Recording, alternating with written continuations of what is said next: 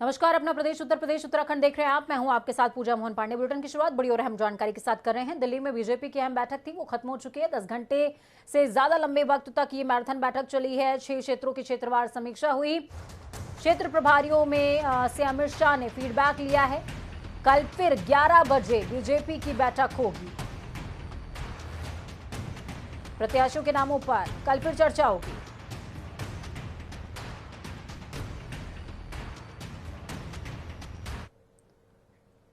खबरों में आगे बढ़ेंगे और आपको बता दें कि विधूना के विधायक विनय शाक्य की बेटी रिया शाक्य का एक वीडियो वायरल हो रहा है तेजी से। आपको बता दें कि रिया शाक्य ने वीडियो में कहा है कि बीते साल उनके पिता की तबीयत खराब हो गई थी, जिसके बाद से वो चलने में असमर्थ हैं। इसी का फायदा उनके चाचा उठा रहे हैं और जबरन घर से मेरे पापा को उठाकर लखनऊ लेके जाया गया है सभा में शामिल करवाने के लिए। लेकिन मैं आपको बताना चाहती हूं कि हम भाजपाई हैं और पार्टी के साथ मजबूती के साथ खड़े हैं। रिया शाक्य ने इस दौरान क्या कुछ कहा है, सुनिए। कि मैं विधायक विधुना श्री विनय शाक्य की पुत्री रिया शाक्य हूं। मेरे पिताजी को 1 मई 2018 को ब्रेन स्ट्रोक पड़ा था, जिसके बाद उन्हें लखनऊ के पीजीआई अस्पताल में भर्ती कराया गया था। मैं धन्यवाद देना चाहती हूं हमारे यशस्वी मुख्यमंत्री योगी आदित्यनाथ जी का कि उन्होंने उच्च स्तर पे डॉक्टर पैनल टीम बनाकर मेरे पिताजी का इलाज करवाया और स्वयं मेरे पिताजी को 4 से 5 बार पीजीआई अस्पताल में देखने आए। मेरे पिताजी ना तो स्पष्ट तरीके से बातचीत कर सकते हैं और ऑपरेशन होने के बाद उनके सोचने समझने की शक्ति भी कम हो गई है। हम लोग क्षेत्र में भारतीय जनता पार्टी के लिए काम कर रहे हैं क्योंकि चुनाव नजदीक हैं। हम लोग क्षेत्र में लगातार लोगों से संपर्क बढ़ा रहे हैं। इसी बीच हमारे चाचा श्री देवेश शाक्य व हमारी दादी मेरे पिताजी को लखनऊ लेकर चले गए हैं। इस समय मेरे पिताजी की स्थिति ठीक नहीं है। वह कहाँ हैं, किस हालत में है, हमें कोई जानकारी नहीं है। मैं सरकार से मांग करती हूँ कि हमारे पिताजी का तत्काल पता लगाकर हम परिवारजनों से उन्हें मिलवाया जाए।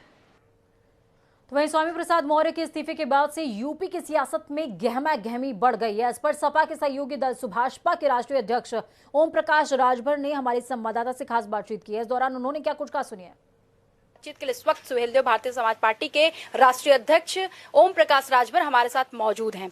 ओम प्रकाश राजभर जी, आज स्वामी प्रसाद मौर्य ने कैबिनेट से इस्तीफा दिया और उन्होंने एक आरोप लगाया, जैसा कि आपने भी जब मंत्रालय से इस्तीफा दिया था तो आरोप लगाया था कि अपमानित किया जा रहा है, अनदेखा किया जा रहा है और दलितों, पिछड़ों और वंचितों को नजरअंदाज। इस पर क्या कहेंगे? वो 100% सही कह रहे हैं। जब पिछड़ों को छात्रवृत्ति और शुल्क प्रतिपूर्ति देने की बात आती है तब भारतीय जनता पार्टी की सरकार के पास बजट नहीं है। अगर कोई पिछड़ा आवाज उठाता है तो उसको डांट के बैठा दिया जाता है। वहाँ किसी की हिम्मत नहीं कोई बोले। जब 69,000 शिक्षक भर्ती, 68,500 शिक्षक भर्ती, 72,234 शिक्षक भर्ती में राष्ट्रीय पिछड़ा वर्ग आयोग ने कहा कि इनके 27% रिजर्वेशन पिछड़ों के और 22.5% रिजर्वेशन शेड्यूल का शेड्यूल टाइप्स के, ये मानक के रूप में भर्ती नहीं हुई है। इनके साथ अन्याय हुआ। 23,000 पद इनका लूट लिया गया है। तब भारतीय जनता पार्टी को सुध नहीं आई, ये नहीं देखे। उसके बाद उत्तर प्रदेश में योगी सरकार, माफिया की कोई जाति नहीं होती है, लेकिन ये क्या करते हैं, अपनी बिरादर के जो माफिया हैं ठाकुर, बुलडोजर नहीं गया, कहाँ गया, हरिशंकर तिवारी के यहाँ, ब्रजेश मिश्रा के यहाँ, विजय मिश्रा के यहाँ, खुशी दुबे, उस बेटी का क्या कसूर, 4 दिन पहले ससुराल आती है। राजभर जी, क्या मानते हैं कि स्वामी प्रसाद मौर्य का जो इस्तीफा है और समाजवादी पार्टी में जाने की जो अटकलें लगाए जा रहे हैं, हालांकि तस्वीर तो साफ हो गई है कि वो समाजवादी पार्टी का ही दामन थामेंगे, क्या आपको लगता है कि ये भारतीय जनता पार्टी को नुकसानदेह साबित होगा? बड़ा झटका है। लेकिन नीलकंठ तिवारी कह रहे हैं कि ये जो स्वामी प्रसाद मौर्य उनके लिए आत्मघाती साबित होगा। नहीं, वो कह रहे हैं हमारे लिए होगा। नीलकंठ तिवारी डूबते नाव में सवार हो रहे हैं स्वामी प्रसाद मौर्य, ऐसा उनका कहना है। के वो नीलकंठ तिवारी वो अपनी जमानत बचावे, वो अपनी जमानत बचावे। इस बार राजभर चल रहा है दक्षिणी बनारस, वो अपनी जमानत बचाएंगे। स्वामी प्रसाद मौर्य और ओम प्रकाश राजभर जब खड़े होंगे वहाँ और उसके बाद लेके आ रहा हूँ ममता दीदी को। जब दक्षिणी में खड़ा होंगे ना, खेला होगा, ऐसा कहा है स्वामी प्रसाद मौर्य। खदेड़ा हो बे। वो सही जानकारी आपने नहीं दी थी, यानी कि खेला होगा उन्होंने तो कहा। उन्होंने असल में पूरी बात उनको तो आप लोगों ने सुना नहीं। उन्होंने कहा कि बंगाल में खेला हो बे का नारा था और उत्तर प्रदेश में खदेड़ा हो बे, ये नारा था। भारतीय जनता के राष्ट्रीय प्रवक्ता गौरव भाटिया ने तुरंत ट्वीट किया, हालांकि वो ट्वीट तो उन्होंने डिलीट कर दिया। केशव प्रसाद मौर्य को उन्होंने सूर्य का दर्जा दिया, स्वामी प्रसाद मौर्य को उन्होंने अंधकार का दर्जा दिया। कल तक जब तक उनके पास थे तब ये स्वामी प्रसाद मौर्य सूर्य थे और केशव मौर्य अंधकार का उनको उपमा दिया था, वही ट्वीट करने वाला व्यक्ति। ये ऐसे लोग हैं कि जब तक गाय दूध देती है तब तक तो ये दूहते हैं, जब वो दूध देना बंद कर देती है तो ये उसको चूनी खरी भूसा बंद कर देते हैं। उदाहरण हमको ले लीजिए। हम उनको पूर्वांचल में वोट दिलाए, उन्होंने मेहनत किया, सरकार बनी। अनुप्रिया पटेल ने दिलाया, सरकार बनी। 2 साल अनुप्रिया पटेल को वेटिंग में रखा, सरकार में नहीं शामिल किया। हम गए तो हमको झुनझुना थमा दिया, बोलो मत, हमके बोलूँगा, हिस्सेदारी के लिए लड़ूंगा, और लड़ता रहा। और लड़ते लड़ते जब देख लिया कि यहाँ सब के सब वही हैं तो हमने छोड़ दिया। फिर हमने अपने लोगों से, जो बैकवर्ड शेड्यूल कास्ट माइनॉरिटी के लोग थे, उनसे मैंने बात करना शुरू किया। तो उन लोगों ने कहा कि हम लोग लड़ते हैं, हम लोग जाते हैं। तो ये लोग भी दिल्ली गए। जब वहाँ खबर हो गई अमित शाह को, मोदी को, कि अब तो पिछड़ा गोलबंद हो रहा है हक के लिए, तो मिलना बंद कर दिए वो लोग। अब मुख्यमंत्री से मंत्री न मिल पावे, ये कौन सा ताल्लुकात है? अगर स्वामी प्रसाद मौर्य को लिया जाए और केशव प्रसाद मौर्य को लिया जाए, हालांकि चलिए एक समाजवादी पार्टी की ओर जाते हैं तो कम से कम एक पार्टी की ओर तो बचे हैं केशव प्रसाद मौर्य। वो शिखंडी महाराज हैं, वो कुछ नहीं करेंगे, समाज को धोखा दे चुके हैं। सच मामले में अगर धोखा दिया है कोई कुशवाहा, शाक्य सैनी, माली को, पिछड़े समाज को, तो केशव मौर्य ने धोखा दिया। केशव मौर्य पूरे प्रदेश में घूम करके ये कहा कि हम सीएम बनने जा रहे हैं, आप लोग वोट दीजिए। तो बैकवर्ड को खुशी हुई कि हमको हमारा बैकवर्ड सीएम होगा, तो पूरा बैकवर्ड सीएम बनने के लिए वोट दिया। हुआ क्या? उत्तराखंड से लाया उत्तराखंडी, उसको बना दिया सीएम, और केशव को बना दिया शिखंडी। तो लटकल लो चोप मार के। सवाल ये भी है कि कहा जा रहा है कि स्वामी प्रसाद मौर्य का जो इस्तीफा का वजह है वो यही है कि उन्होंने अपने बेटे के लिए ऊंचाहार सीट से टिकट मांग रहे थे, लेकिन इसमें बीजेपी राजी नहीं थी।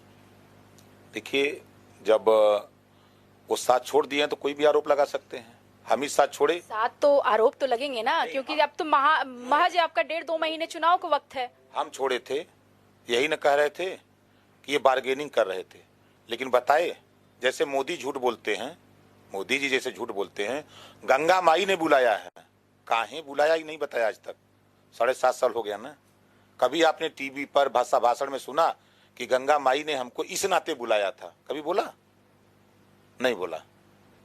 ये वो लोग हैं, ये भारतीय जनता पार्टी की वो लोग हैं, ये स्वीट पॉइजन है।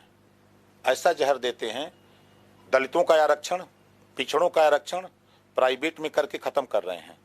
दिखाई दे रहा है, लोग कह रहे हैं बहुत अच्छा हो रहा है, लेकिन रेलवे में, डी ग्रुप में बड़े पैमाने पर लोग नौकरी पाते थे, प्राइवेट को दे दिया मोदी जी ने। बाबा साहब डॉक्टर अम्बेडकर ने 1932 में रिजर्वेशन दलितों को इसना दे दिया था, उनकी माली हालत ठीक होगी। ठीक हुई, उससे हो रही थी। 27% रिजर्वेशन पिछड़ों को मिला, उसमें लागू रहता, वो सरकारी रहता तो लागू रहता, तो पिछड़ों को भी मिलता। 10% जो सवर्णों को मिला उनको भी मिलता, लेकिन प्राइवेट में कर दिया। ये स्वीट पॉइजन किसके लिए दे रहे हैं? इस बात को स्वामी प्रसाद मौर्य जानते हैं। इस बात को जितने पिछड़े समाज के नेता वहां जान रहे हैं, दलितों के नेता जान रहे हैं कि हम लोगों के साथ अन्याय हो रहा है, लेकिन ये Bharatiya Janata party ED CBI का डर दिखाकर रोके रखी थी। स्वामी प्रसाद मौर्य पे आते हैं राजभर जी, क्योंकि सवाल मेरा उनके पे ही आज टिका हुआ है। क्या, क्योंकि आप सहयोगी दल हैं ओम प्रकाश राजभर जी समाजवादी पार्टी के, क्या कल तक तस्वीर हमें नजर दूसरी आएगी? स्वामी प्रसाद मौर्य साइकिल पे सवार नजर आ सकते हैं कल तक? हो गए हैं कि भी बाकी है? नहीं, अब तो औपचारिक रूप से हो जाए तब तो हो गया है सब। तो पहला ही मंत्रालय से इस्तीफा 2 महीना पहले मैंने बता दिया ना। तो अभी और लोगों को लाने वाले हैं क्या? आप 10 दिन वेट करिए। आज क्या तारीख है? क्योंकि आपसे ही मैंने इंटरव्यू लिया था तो आपने कहा था 150 विधायक और 3 की 4 मंत्रियों का आपने नाम रखा था। 1.5 दर्जन मंत्री। तो मतलब अभी कितने दिनों का इंतजार करना होगा? अभी तो ये झांकी है, अभी पूरा खेल बाकी है। तो ये थे ओम प्रकाश राजभर जी। ओम प्रकाश राजभर जी को का साफ तौर पे कहना है अभी तो ये झांकी है, खेल अभी बाकी है। इससे ही आप तस्वीर को समझ सकते हैं। कैमरामैन के साथ में जय सिंह, जनता टीवी, लखनऊ। उत्तर प्रदेश की राजनीति में हलचल तेज होती जा रही है। एक बार फिर से यूपी की सियासत में हर मिनट करवट बदल रही है। जहां बीजेपी एक और दिल्ली में पार्टी को मजबूत करने की कवायद में जुटी हुई है तो उम्मीदवारों के नामों पर चर्चा चल रही है, लेकिन वहीं लखनऊ में पार्टी बिखरने की ओर अग्रसर है। जी हां, बीजेपी सरकार में स्वामी प्रसाद मौर्य ने कैबिनेट पद से इस्तीफा दे दिया। स्वामी प्रसाद मौर्य ने अपना इस्तीफा राज्यपाल आनंदीबेन पटेल को भेजा है। राज्यपाल आनंदीबेन पटेल को भेजे गए अपने इस्तीफे में स्वामी प्रसाद मौर्य ने कहा, श्रम एवं सेवा योजन और समन्वय मंत्री के तौर पर विपरीत परिस्थितियों, ध्यान दीजिए, विपरीत परिस्थितियों का यहाँ पर जिक्र किया गया है कि विपरीत परिस्थितियों में अपने दल के, अपने वर्ग के तमाम लोगों की उपेक्षा के बावजूद मैंने काम करने की कोशिश की, लेकिन अब मैं अपने पद से इस्तीफा देता हूं।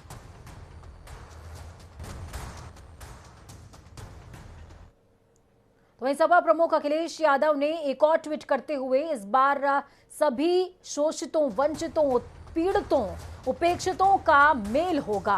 भाजपा की बांटने और अपमान करने वाली राजनीति के खिलाफ सपा की सबको सम्मान देने वाली राजनीति का इनकलाब होगा।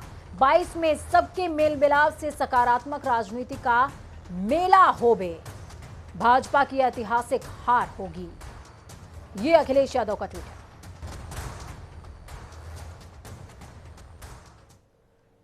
वहीं कैबिनेट मंत्री स्वामी प्रसाद मौर्य के इस्तीफे के बाद बीजेपी प्रवक्ता गौरव भाटिया का एक ट्वीट भी लगातार विवादित बना हुआ है, चर्चाओं में बना हुआ है। केशव प्रसाद मौर्य सूर्य हैं और स्वामी प्रसाद मौर्य अंधकार हैं, ये कहा है गौरव भाटिया ने।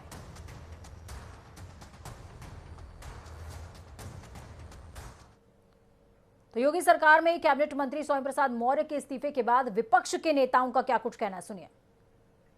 ये लोग नाखादा लोग हैं, बेईमान लोग हैं। ये तो जिस पार्टी में जाएंगे उसी में गंद फैलाएंगे, लेकिन मुझे कुछ नहीं कहना है।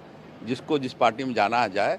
हमने आपसे पहले कहा था कि हमारे 315 सीटें अभी तक डिक्लेयर हो चुकी हैं और समाजवादी पार्टी, भारतीय जनता पार्टी और कांग्रेस, इन लोग अगर टिकट बंटवारा करेंगे भी तो देखिएगा बहुत बदलाव आएगा और सारे भगदड़ मच जाएंगे और सारा फायदा बहुजन समाज पार्टी को मिलने वाला है। ये सर फुटौवल होगी इन लोगों में कि हम किसके साथ जाएं, हम किसके साथ जाएं, ये सर फुटौवल होने वाली है। तो आप चिंता ना करिए, बहुजन समाज पार्टी पूर्ण बहुमत सरकार बनने जा रही है। देखिए, मुझे नहीं मालूम है कौन कहाँ जा रहा है, क्या कर रहा है। अगर स्वामी प्रसाद मौर्य जी हैं इंटेलिजेंट आदमी, पिछली बार उन्हें लगा था कि भाजपा आने वाली है तो इसलिए वो भाजपा में गए थे। अब उन्हें मालूम है कि 10 मार्च को सुबह का सूरज तो भाजपा राज में उगेगा और जब डूबेगा तो अपने साथ भाजपा को लेकर डूब जाएगा। तो सब लोग ठिकाने तलाश रहे हैं, कोई सपा में जा रहा है, कोई बसपा में जा रहा है, कोई कांग्रेस में आ रहा है, उसको छोड़िए। मैं सिर्फ इतना ही कह सकता हूं आपसे कि भारतीय जनता पार्टी एक ऐसे निम्नतम स्कोर की तरफ बढ़ रही है जिसका अंदाजा भी लोगों को। अगर ये नाखांदा थे तो आपने इन्हें विधानमंडल दल का नेता क्यों बनाया था? एक दो मैं था कांग्रेस विधानमंडल दल का नेता और ये एक लंबे दौर तक थे। तो स्वामी प्रसाद मौर्य जी के लिए ये भाषा उचित नहीं है। बहुत वरिष्ठ नेता हैं। राजनीति में हमें भाषा की शालीनता का रखना चाहिए। कोई ना नाखांदा शब्द का प्रयोग हो, ठीक है, उनकी राजनीतिक, ये पहले समाजवादी थे, लोगों को नहीं मालूम, मैं जानता हूँ। ये समाजवादी से उस समय सोशलिस्ट पार्टी से बसपा में गए थे और बसपा से भाजपा में आए, भाजपा से फिर अपने घर लौट गए। तो इसको इस ढंग से लोग, सब आदमी अपना राजनीतिक घाटा मुनाफा देखता है। देखिए, बिल्कुल मुझे विश्वास है कि वहां वो घुटन महसूस कर रहे होंगे। भारतीय जनता पार्टी में किसी का सम्मान देना इनको नहीं आता। ये जानबूझ करके लोगों का अपमान करते हैं, तिरस्कृत करते हैं। इन्होंने हर वर्ग को, हर समाज को किया है। उन समाज को भी टारगेट किया था। वो अपने आप की घुटन महसूस कर रहे थे। हम उनका स्वागत करते हैं। उनको पूरी इज्जत, पूरा सम्मान, पूरी ताकत यहां मिलेगी।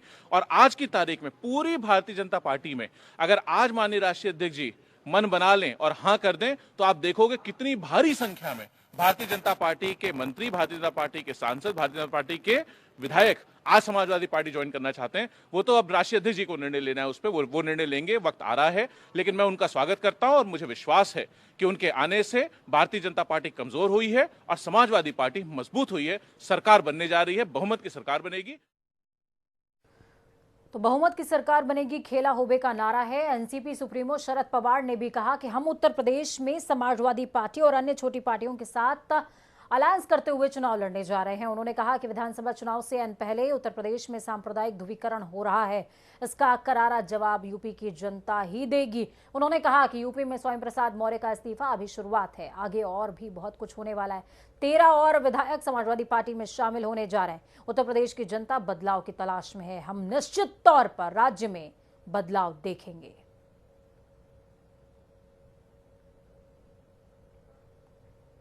उत्तर प्रदेश में 18वीं विधानसभा के गठन के लिए तारीख घोषित होने के बाद से ही सभी नेता बेहद सक्रिय हो गए हैं। इस बीच आरोप और प्रत्यारोप की बौछार भी जारी है। उत्तर प्रदेश के उप मुख्यमंत्री केशव प्रसाद मौर्य ने समाजवादी पार्टी के मुखिया अखिलेश यादव पर जमकर हमला बोला। इतना ही नहीं, धर्म को लेकर अखिलेश यादव के बयान पर उनके माफी मांगने को कहा है। उत्तर प्रदेश के उप मुख्यमंत्री केशव प्रसाद मौर्य ने कहा कि धर्म को अंधविश्वास बताते हुए भगवान कृष्ण पर समाजवादी पार्टी प्रमुख अखिलेश यादव के बयान से लोगों की भावनाएं आहत हुई हैं। उनके इस बयान से काफी लोग आहत हुए हैं। मैं तो चाहता हूं कि वो अपने इस बयान पर माफी मांगे। धर्म में तो करोड़ों लोगों की आस्था जुड़ी होती है। अखिलेश यादव लोगों की आस्था से खिलवाड़ कर रहे हैं। मैं कहता हूँ ये वही सपा है जिसने पूरे उत्तर प्रदेश को गुंडा राज में परिवर्तित कर दिया, दंगा राज में परिवर्तित कर दिया। अब देश के प्रधानमंत्री जी के बोटी बोटी करने वाले इमरान मसूद, जो कांग्रेस के नेता के रूप में अभी तक जाने जाते थे, समाजवादी पार्टी का हिस्सा बने हैं। अखिलेश यादव जी ने अपनी पार्टी में उनको स्थान देने का काम किया है।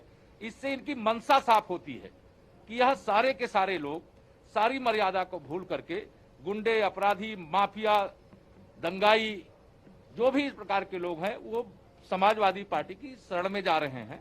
भारतीय जनता पार्टी जनता के आशीर्वाद से, कार्यकर्ताओं के परिश्रम से 2022 के चुनाव में करारा जवाब देगी। फिर 300 से अधिक कमल खिलेगा, भाजपा की सरकार बनेगी, सपा बसपा कांग्रेस का सुपड़ा पूरी तरह से साफ होगा। विधानसभा तारीखों के ऐलान के बाद से ही लगातार राजनीतिक दल सक्रिय हैं। सीएम योगी आदित्यनाथ और सपा प्रमुख अखिलेश यादव के चुनाव लड़ने की घोषणा के बीच बहुजन समाज पार्टी ने भी अपने पत्ते खोल दिए हैं। बहुजन समाज पार्टी के राष्ट्रीय महासचिव सतीश चंद्र मिश्रा ने पार्टी के प्रचार अभियान के दौरान अपने दल की योजना को मीडिया से साझा किया है। सतीश चंद्र मिश्रा ने कहा कि उत्तर प्रदेश की पूर्व मुख्यमंत्री और बसपा की राष्ट्रीय अध्यक्षा मायावती उत्तर प्रदेश विधानसभा चुनाव नहीं लड़ेंगी। उन्होंने कहा कि इतना ही नहीं, मैं भी विधानसभा चुनावी मैदान में नहीं उतरूंगा, लेकिन प्रदेश में बहुजन समाज पार्टी के प्रत्याशी 403 विधानसभा सीटों पर जरूर चुनाव लड़ेंगे। हम तो राज्यसभा में हैं, आपको पता ही है, और राज्यसभा के मेंबर ऑफ पार्लियामेंट हैं। महेंद्र मायावती जी ने, जब लोकसभा महेंद्र मायावती जी को चुनाव लड़ाना है, कई प्रदेशों में चुनाव हो रहा है, पंजाब में भी हो रहा है, उत्तर प्रदेश में भी हो रहा है, उत्तराखंड में भी हो रहा है, और बहन मायावती जी चुनाव लड़वाने का काम कर रहे हैं। हम लोग चुनाव लड़वाने में लगे हैं। हम लोग बहन मायावती जी ने जो हम लोगों को दिशा निर्देश दिए, उनको ले करके इन सारे स्टेट्स में जाने का काम कर रहे हैं। हम लोग चुनाव नहीं लड़। उत्तराखंड में आज की बड़ी खबर सामने आई। कोरोना के बढ़ते मामलों को देखते हुए शासन ने एक बार फिर से नई एसओपी जारी कर दी है। मुख्य सचिव ने एसओपी जारी करते हुए कोविड-19 के न्यू वेरिएंट ओमिक्रॉन के नियंत्रण के लिए दिशा निर्देश जारी किए हैं, जिसमें नाइट कर्फ्यू 10 बजे से सुबह 6 बजे तक प्रभावी रहेगा। होटल, ढाबे और रेस्टोरेंट्स को 50% क्षमता के साथ खोलने की इजाजत होगी। कॉन्फ्रेंस हॉल, स्पा और जिम 50% क्षमता के साथ ही खुल सकेंगे। लगातार सैनिटाइजेशन होते रहना चाहिए। इसके अलावा आंगनबाड़ी केंद्र, स्कूल और शैक्षणिक संस्थान 16 जनवरी तक बंद रखने के आदेश। दूसरी तरफ दिल्ली के डिप्टी सीएम मनीष सिसोदिया आगामी 12 और 13 जनवरी यानी कि कल और परसों देवभूमि उत्तराखंड के दौरे पर रहेंगे। आज आप प्रवक्ता नवीन पिरशाली ने प्रेस कॉन्फ्रेंस करके बताया है कि टिहरी और हरिद्वार में डोर टू डोर कैंपेनिंग करेंगे, जिससे हमारी पार्टी को और भी ज्यादा मजबूती मिलेगी। इसके अलावा उन्होंने और क्या कुछ कहा, सुनिए। जो शीर्ष नेता हैं माननीय अरविंद केजरीवाल जी ने डोर टू डोर कैंपेन को जोर देने के लिए कहा। जिसको धार देने के लिए हमारे माननीय उप मुख्यमंत्री मनीष सिसोदिया जी 2 दिवसीय दौरे पर 12 और 13 तारीख को उत्तराखंड में आ रहे हैं, जहां पर वो टिहरी और उधम सिंह नगर में डोर टू डोर कैंपेन करेंगे और कुछ जगहों पर पत्रकार वार्ता में शामिल रहेंगे। तो भाजपा में टिकटों को लेकर के लगातार मंथन का दौर जारी है। भाजपा में जहां कई सिटिंग विधायकों का टिकट कटना तय माना जा रहा है, तो वहीं कई चेहरों को मौका भी मिल सकता है। लेकिन सबसे बड़ी बात यह है कि कई नामों पर लोग एकमत नहीं हो रहे हैं। ऐसे नामों को एकमत करने के लिए, रायशुमारी बनाने के लिए वोटिंग का रास्ता भी बीजेपी तय कर सकती है। वक्त यहाँ पर छोटे से ब्रेक का। ब्रेक के उस पार खबरों का सफर लगातार जारी रहेगा। बने रहिए जनता टीवी के साथ। जनता टीवी की कामना है कि आपका आने वाला कल आज से बहुत बेहतरीन हो। नमस्कार।